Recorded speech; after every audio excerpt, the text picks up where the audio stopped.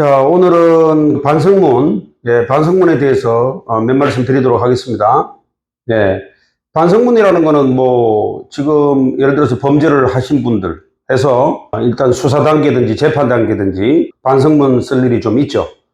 반성문이 들어간다고 해서 반드시 정상 참작을 받고 처벌이 가벼워지고 양형의 참작이 반드시 된다. 이런 규정은 없어요. 없는데 그래도 안 들어가는 것보다는 기분이 좀 낫죠. 그래서 이 반성문이라는 거는 학교 때도 써보시고 한 경험이 있을 겁니다. 그런데 우리가 범죄를 저지르고 나서 수사 단계나 재판 단계에서 반성문 쓰는 건 학교 다닐 때 그 어떤 잘못해가지고 반성문 쓰는 그런 형태하고는 좀 다릅니다. 다르겠죠. 그래서 오늘은 반성문에 대해서 한번 쓰는 요령, 또 어떤 반성문이 좀 좋은 반성문이고 그래도 재판 단계라면 판사님에게 좀 감동을 줄 수 있느냐, 이런 것에 대해서 간단하게 말씀을 드리겠습니다. 자, 우선, 여기에 대해서 질문이 좀 많이 들어오는데, 자, 첫째, 분량입니다. 반성문의 분량은 많이 쓴다고 좋은 것도 아니고, 너무 쪽지식으로 간단하게 쓴다고 좋은 것도 아니고, 그래서 한 장 아니면, 한 장 아니면 두 장, 이 정도로 쓰는 게 좋습니다. 반성문은. 그래서 너무 길게 쓴다고 좋은 것도 아니고 너무 짧게 쓴다고 좋은 것도 아니고. 두 번째, 자필로 쓰느냐. 자, 반성문을 워드 치시는 분이 있는데 그건 절대 안 됩니다. 가급적이면 자필로 써라. 그래야 정성이 보인다. 문제는 뭐냐면 나는 악필인데요. 글씨를 전혀 못 쓰는데요. 그러면 워드 칠 수밖에 없지 않느냐. 이렇게 질문하시는 분이 계시는데 그래도 본인이 정말로 글씨를 못 쓰시는 분이라면 가족 중에 아니면 친구 중에 내용을 자기가 불러주더라도 그분들이 대신 써주더라도 그래도 글씨를 써서 내는 게 좋습니다. 워드 쳐서 내는 거는 가급적이면 안 하시는 게 좋아요. 이거는 정성이 보이지 않습니다.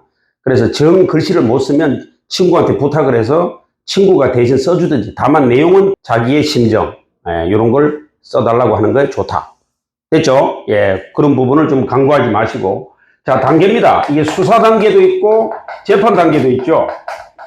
그래서 수사 단계에서도 반성문을 내는 게 좋고, 그러니까 경찰에 내는 것도 좋고, 검찰에 내는 것도 좋고, 재판 단계에서 판사님에게 내는 것도 좋습니다.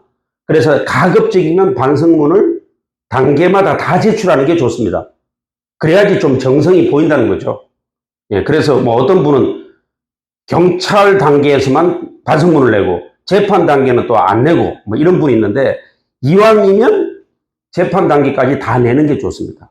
그 내는 시기도 너무 일찍 내는 것보다는 그래도 판결, 선고가 나기 전에 일주일 전이라든가 이런 타임이 중요하다는 거죠.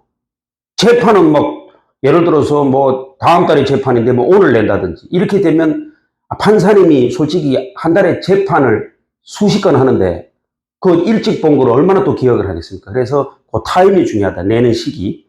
선고가 얼마 남지 않았을 때. 그때 내는 게 더 효과적이다. 이런 말씀을 드리는 거죠. 자, 그래서 그 다음에 이게 제일 중요하죠. 오늘 이걸 말씀드리려고 그러는 거예요. 이 내용. 도대체 반성문의 내용을 뭘 써야 되느냐. 예를 들어서 형식적으로 잘못했습니다. 그렇죠? 이런 내용.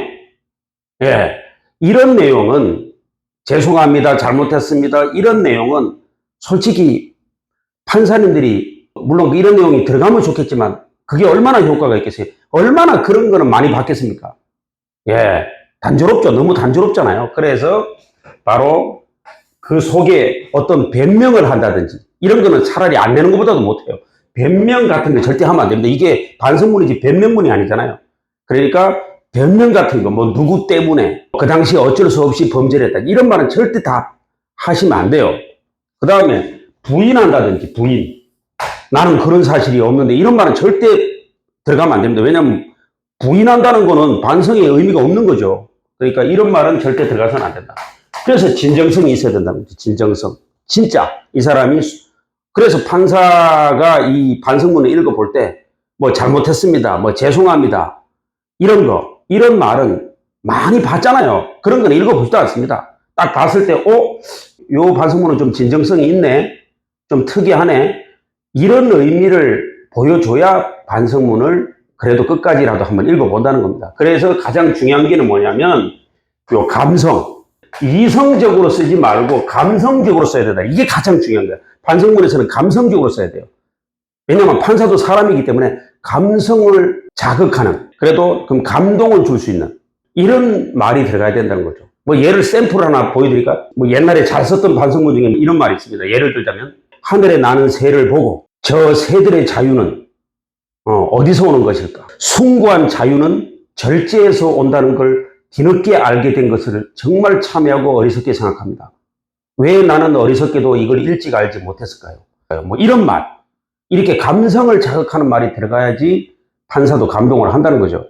그래서 천편일률적인 뭐 잘못했습니다, 죄송합니다, 이런 말은 들어가서 나쁜 건 아니지만 감동을 줄 수가 없다는 거예요. 그래서 그런 거를 잘 생각하셔가지고 감성을 자극해야 된다는 거예요. 그래서 그 범죄를 하게 됐을 때 동기가 그 당시에 어떠했다, 이런 말은 들어가는 게 괜찮겠죠. 그래서 변명은 절대 하지 마라. 자, 끝으로 또 이런 내용이 들어가는 게 좋습니다. 피해자에게 참여하는 거.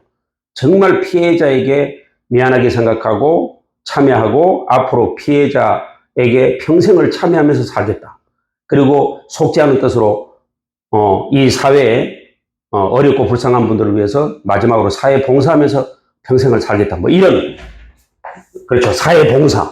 그 다음에 앞으로 절대 차후에 이런 일을 하지 않겠다라는 뜻에서 마지막 남은 인생을 뭐 예를 들어서 사회를 위해서 봉사하고 살겠다. 이런 내용들이 들어가면 아무래도 판사님에게 감동을 줄 수 있다는 것. 임팩트 있는 내용이 담기지 않는 반성문은 효과가 없다는 걸 마지막으로 말씀을 드리면서 오늘 반성문에 대한 얘기는 이것으로 마치겠습니다. 그래서 반성문의 생명은 임팩트 있는 내용은 역시 진정성과 감동을 줄 수 있는 말이 들어가야 된다. 이런 말을 끝으로 들으면서 반성문에 대한 이야기를 오늘 마치도록 하겠습니다. 제 강의가 도움이 됐다면 구독, 좋아요, 알림 설정 부탁드리겠습니다. 감사합니다.